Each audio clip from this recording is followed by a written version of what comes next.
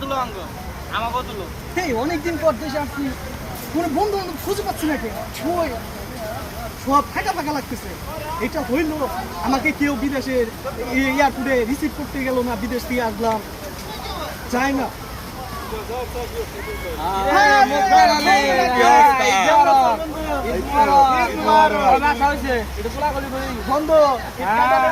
দেশে আসলাম, বাংলাদেশে আসলাম, আর ওরা নাই, কেম বাকি খবর জানাইছিলাম কবে, প্রায় 7 দিন আগে খবর জানাইছিলাম যে আমার এয়ারপোর্টে আনতে পারি।